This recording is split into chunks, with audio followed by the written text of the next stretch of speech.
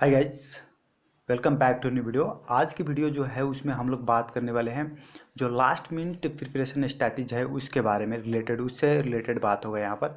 कहने मतलब आज बायोलॉजी लिए है हमने, फिर दूसरे दिन फिजिक्स लेंगे, तीसरे दिन केमिस्ट्री लेंगे या केमिस्ट्री फिजिक्स, कहने मतलब तीनों को कवर करने हैं। और जो उसमें मैथ के तो मैंने मैथ का भी कवर कर दूंगा, उसमें कोई प्रॉब्लम नहीं। लेकिन पहले बायोलॉजी में बात करते हैं और यहाँ पर हम लोग ये भी कंपेयर करेंगे कि जो नीट का और सी का, नीट के लिए कितना इम्पोर्टेंट है कोई चैप्टर और सी के लिए कितना इम्पोर्टेंट है। जो पिछले 10 ईयर्स के पेपर्स है उसे मैंने इवैल्यूएट किया है, देखा है करीबी से, नीट का भी पेपर और सी का भी पेपर। और दोनों का पेपर 10 सी तो नहीं हो रहा था पहले पहले जो हुआ करता था वो कहने मतलब कि इंडिविजुअल एग्जामिनेशन, जैसे कि आईएम अपना एग्ज़ाम लेता था, बीपी अपना लेता था, और इसी तरह आप बोल सकते हैं केयू अपना लेता था और पैटर्न भी अपना लेता था। हर यूनिवर्सिटी यहाँ पर अपना अपना लेता था, लेकिन इस साल से सी होने वाला है। लेकिन जो पिछले पैटर्न होता था उसी को आधार मानकर हम लोग यहाँ पर देखेंगे। और नीट का पास्ट ईयर 10 ईयर्स का पास्ट ईयर का कंपेयर करते हुए कौन कौन सी चैप्टर में से ज़्यादा आता है। तो पहले सबसे पहले बोटनी से मैंने करने मतलब कि जो हाई वेटेज टॉपिक्स है भाई उसी से चलते हैं हम लोग। तो देखो जेनेटिक्स, जेनेटिक्स जो है कहने का मतलब नेप्लीज स्टूडेंट्स के लिए, जेनेटिक्स के लिए यहाँ पर जेनेटिक्स एक अच्छा टॉपिक है, लेकिन यहाँ से कम नंबर को पूछा जाता है। जो पिछला जितना भी एग्जाम हुआ है उसका क्वेश्चन मैंने देखा, वहाँ पर कम नंबर आता है इसमें। तो इसमें इंपॉर्टेंट कौन कौन सी सब टॉपिक है, कौन कौन सी टॉपिक आपको स्किप नहीं करना चाहिए, वो टॉपिक का कंपल्सरी कर लेना चाहिए। तो पहले बात करते हैं मैंडल्स लॉ। मैंडल्स लॉ है, उसके बाद comparison between dominance, incomplete incomplete dominance and codominance, means comparison between dominance, incomplete dominance, codominance. और उसके बाद 3 नंबर में लिंकेज एंड रिकम्बिनेशंस, उसके बाद टेस्ट क्रॉस, और उसके बाद Mendelian disorders, sickle cell anaemia, और उसके बाद कलर ब्लाइंडनेस। ये sickle cell anaemia and colour blindness very very important. उसके बाद माइक्रोब्स इन ह्यूमन वेलफेयर, उसके बाद बायोटेक्नोलॉजी एंड इट्स एप्लीकेशन, और उसके बाद ट्रांसजेनिक इंसुलिन। तो ये ट्रांसजेनिक जो है इंसुलिन यहाँ पर नहीं उतना चले लगेगा, लेकिन इसका नीट से कंपेयर करें और सी से कंपेयर करें, इसमें कौन सी सी के लिए इंपॉर्टेंट है जेनेटिक्स की नीट के लिए, तो सी के लिए लेस्ट इंपॉर्टेंट है और नीट के लिए वेरी वेरी इंपॉर्टेंट है। उसी तरह से इकोलॉजी में चलते हैं। तो इकोलॉजी में जाएंगे तो हम लोग को डेमोग्राफी करने का मतलब ग्राफ एज पिरामिड, जैसे कि पिरामिड होता है, pyramid of number, pyramid of biomass, pyramid of ये सब वो इंपॉर्टेंट है यहाँ पर। उसके बाद कम्युनिटी इंट्रैक्शंस और सिंबल एंड एग्जांपल, जैसे कि सिम्बायोसिस, कमेंसलिज्म्स, ये सब उसका जो सिंबल और एग्जाम्पल्स बहुत इंपॉर्टेंट है। उसके बाद न्यूट्रिएंट साइकिल्स सब टॉपिक है। उसके बाद कॉज ऑफ बायोडाइवर्सिटी लॉस, उसके बाद मेथड ऑफ बायोडाइवर्सिटी कंजर्वेशन, जैसे कि इन सिटू इन सिटू, ये बहुत इंपॉर्टेंट है इन सिटू इन सिटू वाला, तो ये आपको कर लेना है इन सिटू। उसके बाद आपको क्या है कनेक्ट मतलब इन सिटू में पिरामिड हो गया, pyramid and succession examples, biotic factors, light decomposition सब याद कर लेना। तो इसमें इकोलॉजी में के कंपेयर करें सी के लिए इंपॉर्टेंट है कि नीट के लिए इंपॉर्टेंट है, तो नीट के लिए बहुत ज़्यादा ये वेटेज होता है। जिस तरह से जेनेटिक का वेटेज होता है इसी तरह से इसका इकोलॉजी का भी वेटेज होता है, लेकिन सी में उतना वेटेज नहीं है इसका। लेकिन आपको ये सब टॉपिक छोड़ना नहीं है, इसमें से जितना भी नंबर आता है वो बहुत इंपॉर्टेंट है। नेक्स्ट की तरफ चलते हैं हम लोग। नेक्स्ट में प्लांट फिजियोलॉजी में चलते हैं। प्लांट फिजियोलॉजी में जैसे कि इंजाइम हो गया, तो ट्रांसपोर्ट इन प्लांट्स के बारे में पढ़ते हैं। तो ascent of SAP, physical properties of water, जैसे कि और सेम क्या बोलता है फिजिकल प्रॉपर्टीज ऑफ वाटर सब। और उसके बाद अब मिनरल न्यूट्रिशन में आते हैं। तो मिनरल न्यूट्रिशन देखिए क्या है, examples of micro nutrients and main function, उसका छोड़ना नहीं है। आप हो सके तो टॉपिक सब लिखते चलिए क्योंकि आपको अच्छा रहेगा। वीडियो पॉज कर लिख लीजिएगा, थोड़ा फास्ट में बोलना पड़ रहा होगा। जैसे कि अब उसके बाद examples of microbes of nitrogen fixations, nitrification and denitrifications हो गया मिनरल न्यूट्रिशन में।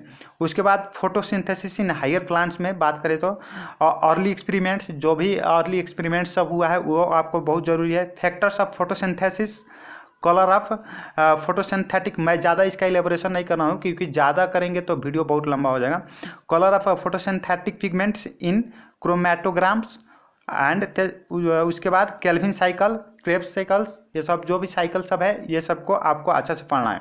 तो ये बात किया जाए कि ये नीट के लिए ज़्यादा इंपॉर्टेंट है कि सी के लिए ज़्यादा इंपॉर्टेंट है, तो ये नीट के लिए ज़्यादा इंपॉर्टेंट है क्योंकि नीट में इसमें diagram of Calvin cycle, hatch cycles बहुत सारे चीज़ पूछा जाता है, लेकिन सी में कोई डायग्रामेटिक क्वेश्चन नहीं आया है पिछले पैटर्न में देखा जाए तो इसलिए ये जो फोटोसिंथेसिस इन हायर प्लांट्स है ये करने का मतलब नीट के लिए ज़्यादा इंपॉर्टेंट है।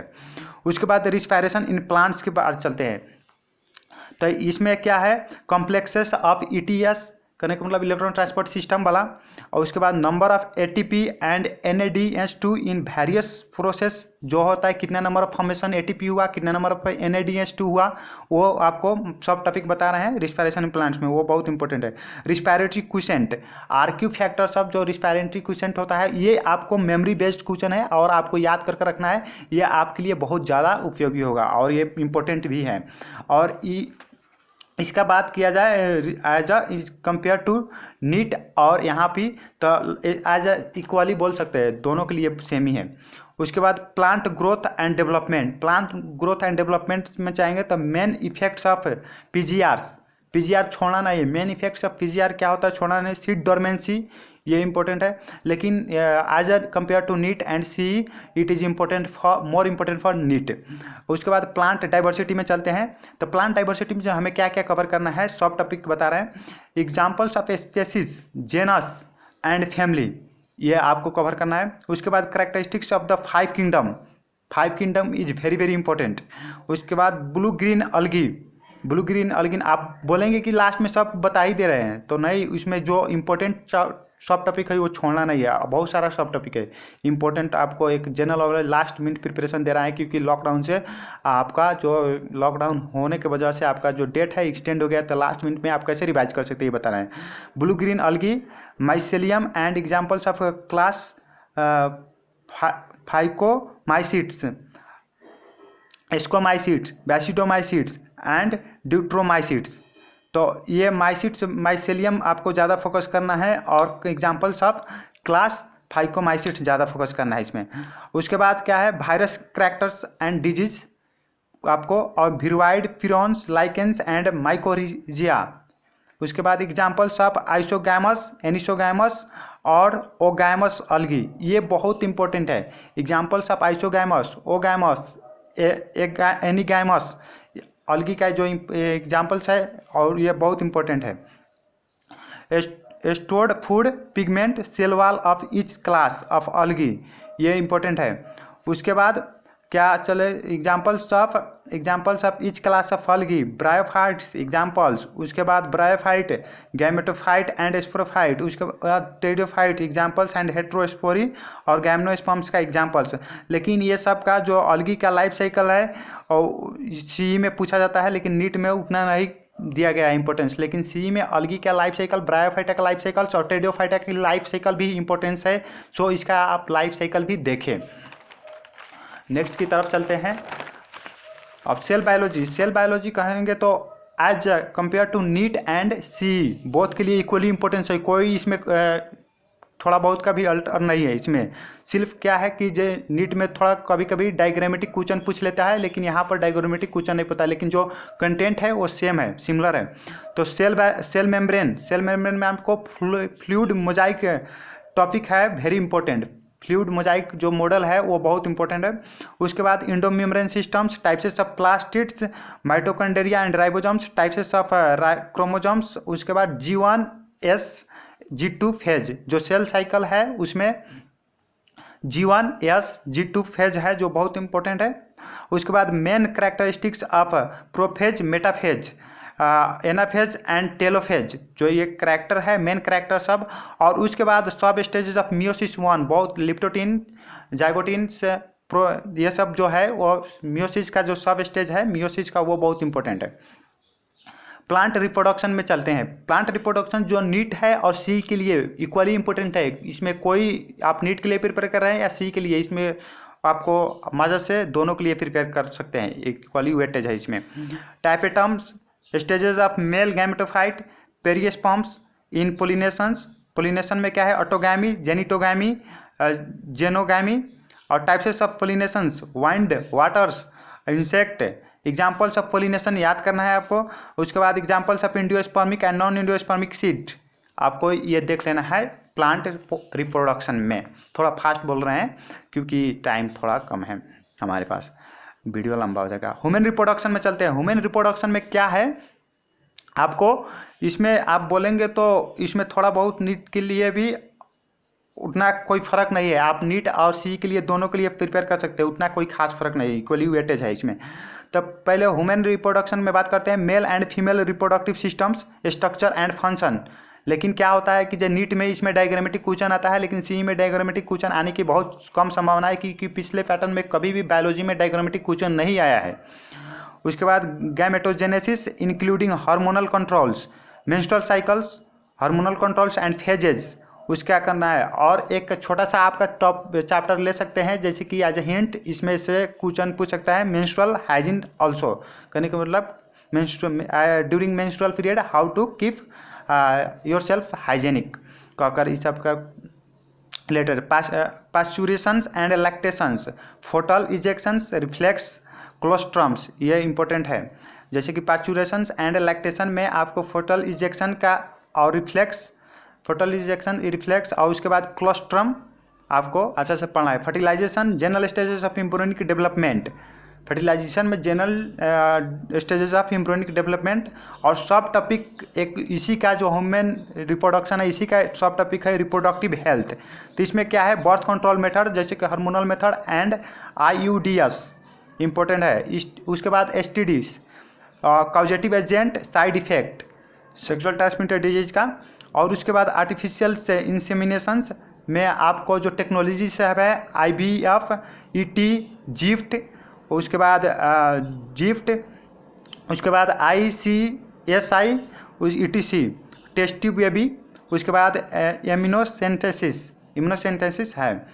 ये दोनों को कहने का मतलब कि डायग्रामेटिक क्वेश्चन के इस कंसेप्ट से नीट और सी के लिए फ़र्क नहीं तो वेटेज के अनुसार से दोनों के लिए सेम है। उसके बाद प्लांट मॉर्फोलॉजी में modification of stem, position of ovary, aestivations, placenta, fruits, families and floral formula and examples. Family का जो है फ्लोरल फार्मूला आपका और एग्जाम्पल याद होना चाहिए। उसके बाद ह्यूमन हेल्थ एंड डिजीज के चलते हैं तो सी के लिए और नीट के लिए बोथ इक्वली इंपॉर्टेंट है, उसमें कोई डाउट नहीं है। Common disease in human, innate and acquired immunity, antibody. उसके बाद lymphoid organs, AIDS and cancer, vaccinations and immunization. Vaccination तो और इम्पोर्टेंट हो गया है कोविड के चलते, तो वैक्सीनेशन के बारे में थोड़ा पढ़ लें।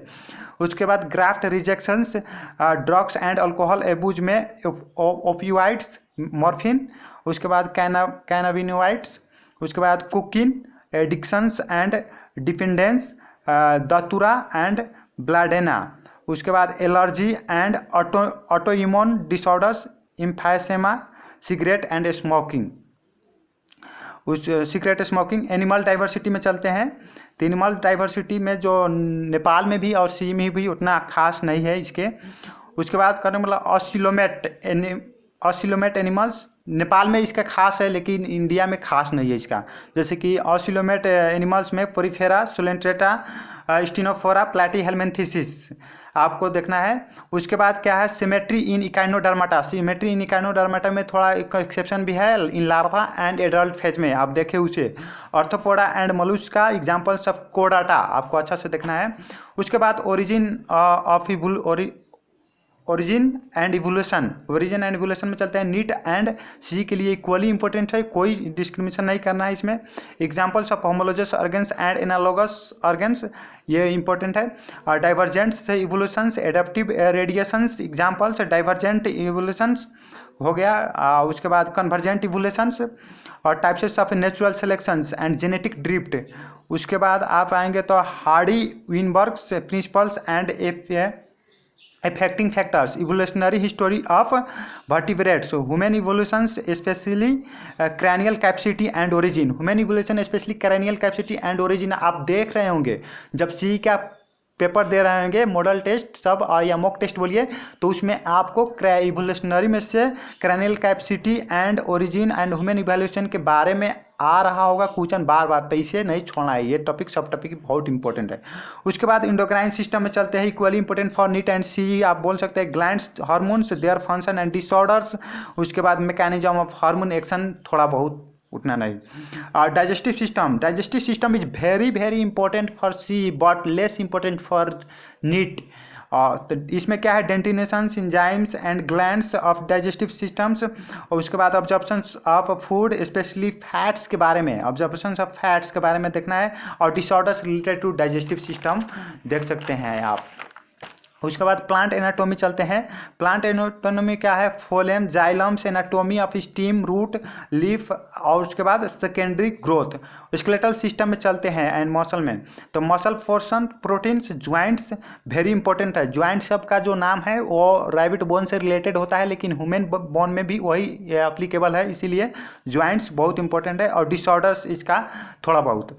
उसके बाद respiratory system very very important in C, but जितना भी सिस्टम है human system, it is very very important for C but less important for NEET बोल सकते हैं। यहाँ पर जैसे कि डाइजेस्टिव सिस्टम में देखा, नीट के सी के लिए ज़्यादा इंपॉर्टेंट है लेकिन नीट के लिए कम है, तो less important for NEET but very important. तो इसमें क्या है, लॉन्ग वॉल्यूम्स एंड कैपेसिटीज देखना है, बहुत क्वेश्चन आता रहता है। Transport of O2 and curve, dissociation, regulations, उसके बाद disorders.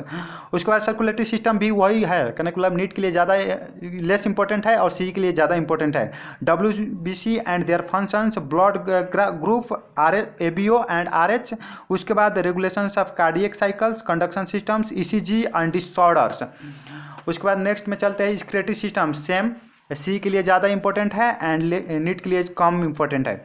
Structures of nephron with functional correlations, regulations, myogenic, RAS, रास बोल सकते हैं, ADH, NAF, और उसके बाद काउंटर करेंट मैकेनिज्म्स। उसके बाद आप बोल सकते हैं function of kidney, PCT, DCT, loop of हैनिल। उसके बाद यूरिन फॉर्मेशंस, बट नीट में यूरिन फॉर्मेशन का कोई जिक्र नहीं है, उतना नहीं है इसका इंपॉर्टेंस, लेकिन नेपाल में urine formation is more important. Animal tissue में चलते हैं, तो उसमें क्या है, सिंपल कोलुमनर इप्थिलियम्स और ट्रांसिशनल इप्थिलियम का ज़्यादा फोकस करना है। Cell junctions, areolar connective tissue and examples. उसके बाद डेंस कनेक्टिव टिश्यू। उसके बाद नर्वस सिस्टम में चलते हैं। Nervous system is very very important in C.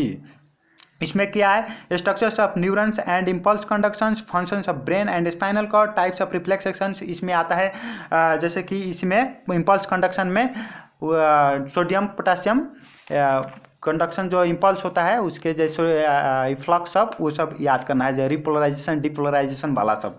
Sensory organs से structures and mechanisms of I and year, आपको इसमें यह ध्यान रखना है और अच्छा से पढ़ना है। उसके बाद चलते हैं earthworm. Earthworm is very very important in C but less important in NEET. इसमें क्या है, अर्थवर्म का सिस्टम सब डाइजेस्टिव सिस्टम से, नर्वस सिस्टम, सर्कुलेटरी सिस्टम्स और जितना भी सिस्टम है, और इससे उससे भी ज़्यादा है सेगमेंट्स, जैसे कि कौन सी सेगमेंट्स में कौन सी ऑर्गन लाई करता है, ये सेगमेंट्स आपको मेमोरी बेस्ड करना है। उसके बाद फ्रॉग, फ्रॉग भी इंपॉर्टेंट है, इसमें इसका भी हर सिस्टम इंपॉर्टेंट है, जैसे कि digestive systems, circulatory system, respiratory systems और जो स्क्रेटरी सिस्टम, जितना सिस्टम है इंपॉर्टेंट है, लेकिन इसमें भी क्या आपको मेजर इंपॉर्टेंट रखना है, जैसे कि इसका लार्वा से ज़्यादा रिलेटेड आता है, मेटानोफ्रिक सब, ये सब कुछ कुछ किडनी उडनी के रिलेटेड सब। और कॉकरोच, कॉकरोच को सिलेबस से हटा दिया गया है, लेकिन कॉकरोच के रिलेटेड ऑर्थोपोडा में होने के वजह से कॉकरोच ऑर्थोपोडा में पड़ता है, इसके होने की वजह से ऑर्थोपोडा से रिलेटेड आपको कुछ क्वेश्चन कॉकरोच से रिलेट कर सकता है, तो इसके जनरल नॉलेज आपको रखना है, सिर्फ सरफेस में, कोई उतना डेप्थ में नहीं जाना है, क्योंकि इसे सिलेबस से अभी फिलहाल सी में हटा दिया है। एनिमल हस्बेंड्री में चलते हैं। एनिमल हस्बेंड्री में आपको क्या है, एनिमल ब्रीडिंग्स और MOET कहने का मतलब multiple ovulation embryonic transfer technology है, वो MOET multiple ovulation embryonic transfer technology, वो आपको अच्छा से थोड़ा बहुत उसके बारे में नॉलेज होना चाहिए, क्योंकि फिशरीज एंड बी कीपिंग्स इसके रिलेटेड एक दो क्वेश्चन आ सकता है, इसमें एक दो में, लेकिन कम आता है। लेकिन दोस्तों इसमें आप कंक्लूजन निकाल रहे हैं कि जो भी टॉपिक मैंने सब टॉपिक बताए हैं, आप उस सब टॉपिक को स्किप ना करें और अच्छा से मेहनत करें। आपके पास टाइम है, अभी तक आपने रिवाइज नहीं किए थे तो कर लें। और जाते जाते आपको बता दें कि अगर आप इंडियन स्टूडेंट हैं और देख रहे हैं तो आप ये समझे कि जो सिस्टम है, ह्यूमन सिस्टम है, वो बहुत इंपॉर्टेंट है नेपलिज एग्जामिनेशन में, कहने का मतलब सी में। और उसके साथ साथ अर्थवर्म एंड फ्रॉग। और नेपलिज स्टूडेंट्स को ये भी बता दें, आप जैसे कि इंडिया के देने के लिए सोच रहे हैं, तो आपको यहाँ पर नेपाल में कोई भी एग्जामिनेशन में जैसे कि डायग्रामेटिक फॉर्म ऑफ क्वेश्चन नहीं पूछे जाते हैं, लेकिन आप इंडिया में जाएंगे नीट देने तो आपको डायग्रामेटिक फॉर्म ऑफ क्वेश्चन पूछे जा सकते हैं। जैसे कि आपको हर और जेनेटिक्स आपके लिए बहुत ज़्यादा इंपॉर्टेंस बन जाएगा, और जो भी डायग्रामेटिक क्वेश्चन सब है उसे भी अपना कंसेप्ट रखें। लेकिन मैं कहूँगा कि आप स्कॉलरशिप में पढ़ना चाह रहे हैं तो कंसेप्ट इंडिया से भी ले सकते हैं, नेपाल से भी ले सकते हैं, कहीं से भी कंसेप्ट ले, लेकिन आप जो क्वेश्चन है उसे अपने ही देश की question, past year question practice करें। उससे क्या होगा कि आपको सिलेबस पता चलता रहेगा कि कौन सी सिलेबस में कौन सी चैप्टर में ज़्यादा क्वेश्चन आ रहा है, जैसे प्रैक्टिस करने से, और उस चैप्टर को आप ज़्यादा मोर एक्सरसाइज देकर आगे बढ़ सकते हो, और इसी तरह से आप अच्छे स्कॉलरशिप में जा सकते हो। See you guys in next video, take care, bye bye, have a good day. अगर आप नए आए हो चैनल पर तो सब्सक्राइब कर लेना, और इसी साथ जल्द से जल्द हम लोग फिजिक्स, केमिस्ट्री और मैथ के बारे में आपको डिटेल बताएंगे, इस तरह से सब टॉपिक सब की कौन कौन सी टॉपिक आपके लिए इंपॉर्टेंट है। अगर ये आपके लिए हेल्पफुल है तो हमें कमेंट करके बताएं। और ये भी कहूँगा आपको कि जे आप ये जब भी वीडियो देखें तो आप अपना कॉपी कलम लेकर बैठे, क्योंकि आप जो मेजर टॉपिक्स है उसका जो नोट डाउन कर सकते हैं, और उसी के साथ सब टॉपिक सभी फ्लो कर कर अपने जो कॉन्फिडेंस है या जो रिवाइजन करने की बाकी है उसे रिवाइज कर सकते हैं। All the best, good luck.